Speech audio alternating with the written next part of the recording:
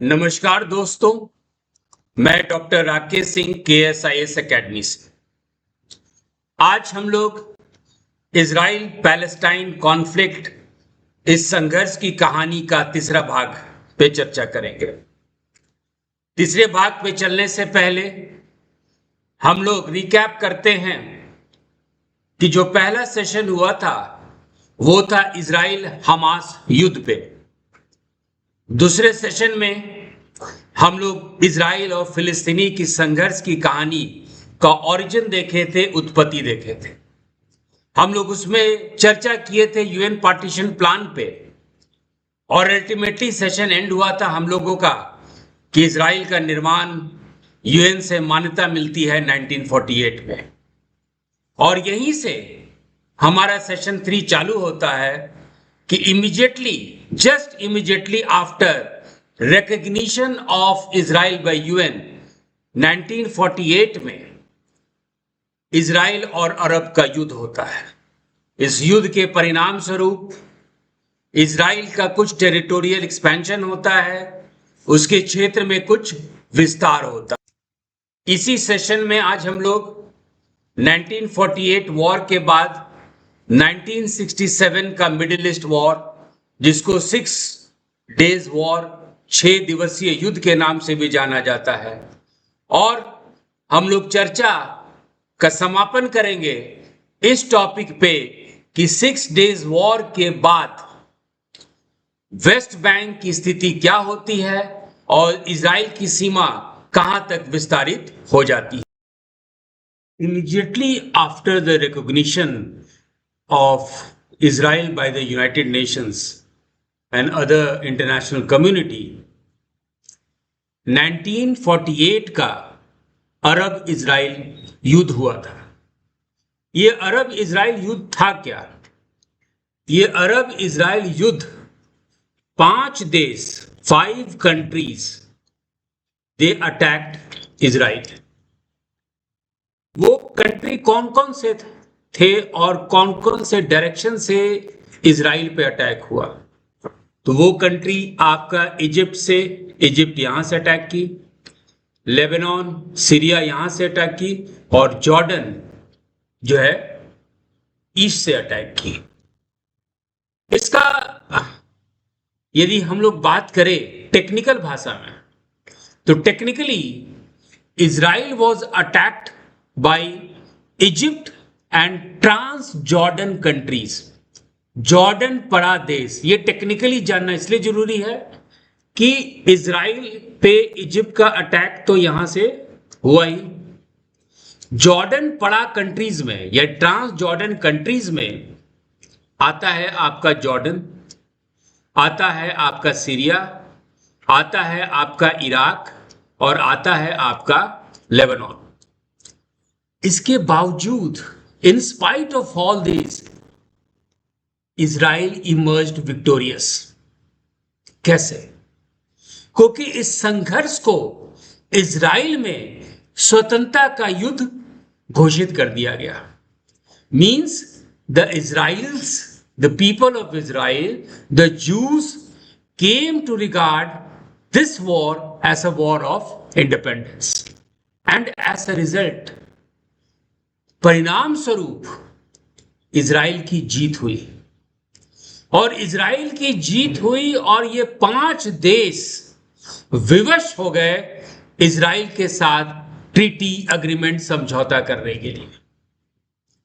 तो 1949 में ऑफिशियली इस वॉर का एंड होता है, और इस वॉर के एंड से पहले एक आर्मिस्टाइस होता है, आर्मिस्टाइस समझौता होता है। और इस समझौता से पहले इस युद्ध में इजराइल करीब करीब पूरे पैलेस्टीनियन क्षेत्र को, पूरे पैलेस्टीनियन लैंड को अपने नियंत्रण कंट्रोल में कर दी थी। सो स्वाभाविक है कि बाकी देश, 5 देश घुटना टेकेंगे। एंड आर्मिस्टाइस के कारण, 1949 में ट्रीटी अग्रीमेंट, समझौता के कारण इजिप्ट का कंट्रोल माना गया गाजा पट्टी पे। दूसरा एरिया था वेस्ट बैंक। तो वेस्ट बैंक पे, ये वेस्ट बैंक और जेरूसलम का पूर्वी भाग, ये दोनों क्षेत्र पे कंट्रोल हो गया जॉर्डन का। और इजराइल जो है अपने क्षेत्र के अलावा, in spite of, means apart from all these areas that was under Israel politically, Jerusalem के वेस्ट भाग पे आपका इजराइल का कंट्रोल हो गया। ये सारा युद्ध, ये सारा अग्रीमेंट, ये सारे समझौता का नतीजा क्या हुआ? 7.5 लाख पैलेस्टीनियंस, 7,50,000 पैलेस्टीनियंस फ्लेड, या उनको जबरन उस जगह से निकाला गया जो अब इजराइल कहलाया। यानी फिलिस्तीनी उस क्षेत्र में जहां पे वर्षों से रह रहे थे, वहां पे उनका स्टेटस हो गया रेफ्यूजी का, उनका स्टेटस हो गया शरणार्थी का। और इस घटना को अरबिक हिस्ट्री में, इन अरबिक इवेंट्स, अरब के इतिहास में इस घटना को इंग्लिश में नकबा बोला जाता है और हिंदी में कहा जाता है प्रलय। तो अरब हिस्ट्री के अनुसार 1948 अरब इजराइल युद्ध का अंत परिणाम हुआ प्रलय। प्रतिक्रिया स्वरूप, एज अ रिएक्शन, जो मुस्लिम मेजॉरिटी कंट्रीज थी मिडिल ईस्ट में या आपके नॉर्थ अफ्रीका में, यहां से यहूदियों को, इधर the Jewish people they fled, या इनको जबरदस्ती निकाल दिया गया और ये सारे लोग जो हैं इजराइल पहुंच गए। अगला इंपॉर्टेंट इवेंट था 1967 मिडिल ईस्ट वॉर। 1967 का मध्य पूर्व युद्ध। इस युद्ध को हम लोग 6 डेज वॉर भी कहते हैं, 6 दिवसीय युद्ध भी कहते हैं। और पैलेस्टीनियंस के लिए ये 6 दिन का युद्ध बहुत ही बड़ा एडवर्स कॉन्सिक्वेंसेस लेके आया। पूरे पैलेस्टीनियन क्षेत्र का जो सीमा था उसको पुनः उसका पुनर्निर्माण हो गया। Means the Israel boundary was not only defined, it was redefined. Means many new areas came under Israel's control. इस युद्ध में इजिप्ट, सीरिया और जॉर्डन, ये तीनों इजराइल पे अटैक कर दिया। इस युद्ध की शुरुआत कैसे हुई? शुरुआत में इजराइल को एप्रीहेंशंस था कि इजिप्ट जो है अटैक कर देगी इजराइल पे। तो प्रिकॉशनरी मेजर में इजराइल क्या है, एयर स्ट्राइक करना चालू कर दी इजिप्ट पे और ये वॉर चालू हो गया। 6 दिन का ही युद्ध था और 6 दिन में जब तक युद्ध खत्म होता तब तक ये जो सिनाई पेनिनसुला है, सिनाई प्रायद्वीप, इसको इजराइल अपने कब्जा में कर ली इजिप्ट से। ये जो आपका गाजा पट्टी है, गाजा स्ट्रिप, ये भी इजराइल के कब्जे में आ गया। आपका गोलन हाइट्स जो कि सीरिया के पास था, सीरिया से गोलन हाइट्स का मैक्सिमम एरिया अब इजराइल में आ गया, इजराइल के कंट्रोल में। और पूर्वी जेरूसलम, यानी जेरूसलम का जो ये ईस्ट पार्ट है, ये जो जेरूसलम का ईस्ट पार्ट है जो कि जॉर्डन के कंट्रोल में था, वेस्ट बैंक जॉर्डन के कंट्रोल में था, ये इजराइल अपने नियंत्रण में कंट्रोल कर लेता। इसका मतलब ये हुआ कि पूरा वेस्ट बैंक, पूरा जेरूसलम, इंक्लूडिंग वेस्ट जेरूसलम और ईस्ट जेरूसलम, ये आपके इजराइल के कंट्रोल में आ गया। मिलियन पैलेस्टाइंस, लाखों लाख फिलिस्तीनी लोग जो वेस्ट बैंक में रहते थे, जो गाजा में रहते थे, जो ईस्ट जेरूसलम में रहते थे, ये तीनों लोग इजराइल के नियंत्रण कंट्रोल में आ गए। हालांकि सिनाई प्रायद्वीप, यदि सिनाई पेनिनसुला की बात करें हम लोग, तो 1979 में इजराइल और इजिप्ट का पीस ट्रीटी एग्रीमेंट हुआ था। तो सिनाई प्रायद्वीप या सिनाई पेनिनसुला कहिए इंग्लिश में, वो इजिप्ट को वापस कर दी इजराइल। लेकिन ये आपका वेस्ट बैंक, ये पूरे इजराइल के कंट्रोल में आ गया। और यहीं से आपका करंट प्रॉब्लम चालू होता है कि वेस्ट बैंक की स्टेटस है क्या, what is the status of West Bank today.